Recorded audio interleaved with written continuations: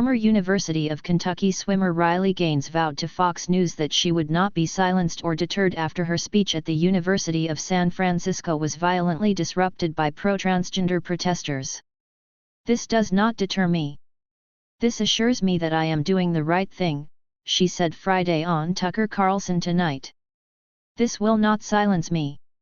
When they want me to be silenced, it just means I need to speak louder." Gaines, a 12-time All-American swimmer, came to national prominence after objecting to University of Pennsylvania swimmer Leah Thomas, a transgender individual born William Thomas, competing against her in the female division.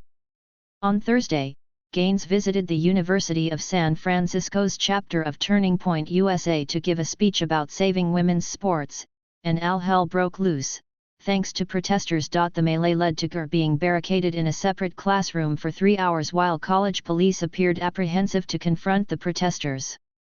Eventually, Gaines said, city police appeared and whisked her off campus. "It was terrifying," she told host Tucker Carlson. "The police did not inform me of any sort of action plan. Turning Point USA invited me to the campus.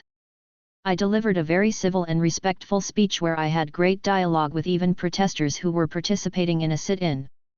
All of a sudden, after my speech, the room was stormed, the lights were turned off, and I was rushed with no one there to escort me to a safe place." Gaines said she was punched, shoved, and hit by the pro-transgender protesters, adding she was unable to leave the building because of the number of angry opponents. That led her to being barricaded in the aforementioned second classroom for hours.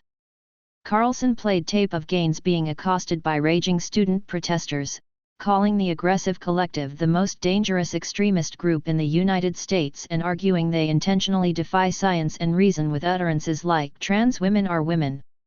When asked by Carlson why police did not help her out to safety under the threat of arms, Gaines said they, too, were terrified of the optics of putting their hands on the protesters because of what these people are capable of. The officers, she said, were also being verbally abused by the assembled protesters, adding it was chilling to discern the cops didn't feel comfortable doing their job because of the crowd.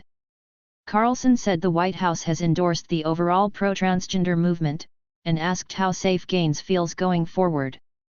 "I am worried about my safety. I have to be now when we have people who are willing to do this," she said. "And we know why they're willing to do this. It's because they don't have reason, they don't have logic, they don't have science, they don't have common sense on their side. That's on my side." Gaines concluded neither the dean's office nor the campus police or any other California official of authority defended or stood up for her after the incident. However, she said the San Francisco City Police did a phenomenal job getting her to safety after hours of being barricaded. Gaines added she plans to identify and press charges against those protesters who assaulted her. "They will face repercussions," she said. The University Police Department, UPD, at San Francisco State University issued the following statement to Fox News Friday morning. "We are conducting an ongoing investigation into the situation. There were no arrests related to the event. The disruption occurred after the conclusion of the event, which made it necessary for UPD officers to move the event speaker from the room to a different, safe location." In a statement to Fox News, a TPUSA spokesperson said the counter-protest to Gaines' speech was organized by SFSU's Queer and Trans Resource Center.